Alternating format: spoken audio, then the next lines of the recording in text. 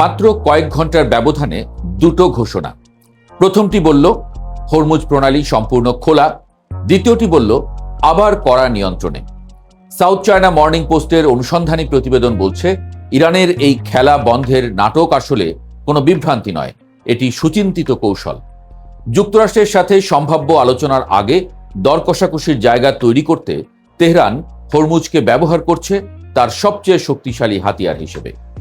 চীনা বিশ্লেষকরা বলছেন, বড় চুক্তির পথ এখনো বন্ধ হয়নি, কিন্তু সেই পথে পৌঁছতে হলে আগে বুঝতে হবে তেহরানের এই দাবার চালের আসল উদ্দেশ্যটা কি।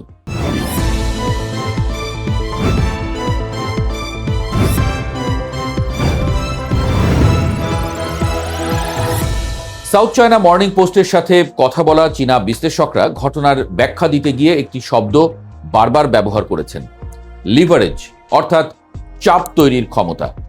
তাদের মতে হরমুজ খোলা বা বন্ধ রাখাটা এই মুহূর্তে ইরানের কাছে একটি কূটনৈতিক হাতিয়ার মাত্র। আসল উদ্দেশ্য হল যুক্তরাষ্ট্রের সাথে যে বড় আলোচনা আসছে সেখানে নিজের জন্য সবচেয়ে অনুকূল অবস্থান নিশ্চিত করা। এই বিশ্লেষণটি বুঝতে হলে একটু পেছনে যেতে হবে। আইআরজিসি শনিবার ঘোষণা করেছে যে হরমুজের নিয়ন্ত্রণ আগের অবস্থায় ফিরে গেছে। তারা সরাসরি বলেছে, যুক্তরাষ্ট্রের চলমান নৌ অবরোধ হল সমুদ্রে দস্যুবৃত্তি এবং সম্পদ চুরির শামিল। ইরান যতক্ষণ ইরানি বন্দর থেকে আসা যাওয়ার জাহাজে মার্কিন বাধা থাকবে ততক্ষণ প্রণালী কঠোর নিয়ন্ত্রণে থাকবে বলে হুঁশিয়ারি দিয়েছে। এর ঠিক একদিন আগেই ইরানের পররাষ্ট্রমন্ত্রী আরাগচি ঘোষণা করেন, লেবানন ইসরায়েল যুদ্ধবিরতির সাথে সামঞ্জস্য রেখে হরমুজ সব বাণিজ্যিক জাহাজের জন্য উন্মুক্ত। ট্রাম্প সেটায় ধন্যবাদ জানিয়েছিলেন। তেলের দাম 11% পড়ে গিয়েছিল, কিন্তু একই সাথে ট্রাম্প জানিয়ে দিয়েছিলেন মার্কিন নৌ অবরোধ পুরোপুরি বলবৎ থাকবে, আর সেটাই ইরানকে আবার কড়া অবস্থানে ফিরিয়ে নিয়ে গেছে। চীনা বিশ্লেষকরা এই গোটা চক্রটিকে দেখছেন একটি নির্দিষ্ট ছকের মধ্যে। তাদের পর্যবেক্ষণ হলো, যুদ্ধবিরতির সময়সীমা শেষ হওয়ার আগেই ইরান বড় প্রশ্নগুলোতে, যেমন পারমাণবিক কার্যক্রম, নিষেধাজ্ঞা প্রত্যাহার, জব্দ সম্পদ মুক্তি ইত্যাদি থেকে যুক্তরাষ্ট্রের কাছ থেকে কতটা ছাড় আদায় করতে পারবে সেটা নির্ধারণ করার চেষ্টা করছে। হরমুজ বন্ধ রাখা মানে বৈশ্বিক জ্বালানি বাজারে চাপ, মানে ইউরোপ এশিয়ার দেশগুলোর অসন্তোষ, মানে ওয়াশিংটনের উপরে নতুন কূটনৈতিক চাপ। এই বিশ্লেষকের মতে ইরান আসলে পরীক্ষা করছে যুক্তরাষ্ট্র তার নৌ অবরোধ থেকে কতটা সরে আসতে রাজি। হরমুজ প্রণালী খোলার ঘোষণা ছিল সেই পরীক্ষার প্রথম পদক্ষেপ, কিন্তু যখন দেখা গেল ট্রাম্প শুধু ধন্যবাদ দিচ্ছেন, অবরোধ তুলছেন না, তখন ইরান বুঝে নিল চাপটা আরো বাড়াতে হবে। তাহলে এখন কি সত্যি যুদ্ধে ফেরার আশঙ্কা আছে? চীনা বিশ্লেষকরা বলছেন, না, অন্তত এই মুহূর্তে নয়। তাদের মূল্যায়ন হলো, ইরানের হরমুজ নিয়ে এই কঠোর অবস্থান দুই দেশকে নতুন করে যুদ্ধে ঠেলে দেবে না, কারণ কোনো পক্ষের কাছেই এই মুহূর্তে যুদ্ধ পুনরায় শুরু করার পরিস্থিতি নেই। যুক্তরাষ্ট্র চাইছে একটি চুক্তি, ইরানও চাইছে একটি চুক্তি, শুধু শর্তের জায়গায় দুই পক্ষের মধ্যে এখনো বিশাল ফাঁক।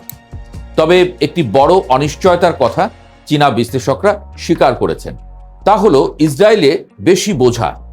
লেবাননে ইসরায়েলের নতুন হামলা যে কোনো মুহূর্তে এই ভঙ্গুর পরিস্থিতিকে নতুনভাবে জটিল করে দিতে পারে। ইরান লেবাননের যুদ্ধবিরতিকে হরমুজ খোলার সাথে সরাসরি যুক্ত করেছে, তাই লেবাননে হামলা মানেই হরমুজের পরিস্থিতিতে তার প্রভাব পড়বে। সাউথ চায়না মর্নিং পোস্টের প্রতিবেদন আরেকটি গুরুত্বপূর্ণ বিষয় তুলে এনেছে, ইরানের টোল আরোপের সম্ভাবনা কতটুকু, অর্থাৎ হরমুজ দিয়ে যাওয়া জাহাজগুলোকে ইরান কি স্থায়ীভাবে অর্থ পরিশোধ করাতে পারবে? বিশ্লেষকদের মত হলো এই সম্ভাবনা এখন কম, কারণ টোল আরোপ মানেই আন্তর্জাতিক সামুদ্রিক আইনের সরাসরি লঙ্ঘন, যা ইরানকে আরো বেশি আন্তর্জাতিক বিচ্ছিন্নতার দিকে ঠেলে দেবে। ইরান সেই ঝুঁকি এই মুহূর্তে নিতে চাইবে না, কিন্তু এই সিদ্ধান্ত নির্ভর করছে আলোচনা কোন দিকে যাবে তার উপর। বুধবার যুদ্ধবিরতির মেয়াদ শেষ হলে যদি নতুন কোনো সমঝোতা না হয়, তাহলে হরমুজের পরিস্থিতি আরো জটিল আকার নেবে, আর তখন টোলের বিষয়টি আবার সামনে আসতে পারে। সাউথ চায়না মর্নিং পোস্টের এই বিশ্লেষণের সবচেয়ে গুরুত্বপূর্ণ দিক হলো, এখানে চীনা বিশ্লেষকদের দৃষ্টিভঙ্গি। চীন এই সংকটের বাইরের পক্ষ নয়। হরমুজ বন্ধ থাকলে চীনের তেল আমদানিও সংকটে পড়ে।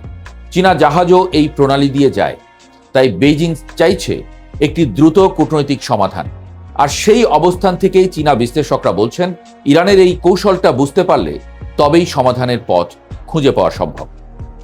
তাদের বার্তা পরিষ্কার, হরমুজের ওঠানামা দেখে বিভ্রান্ত হওয়ার দরকার নেই।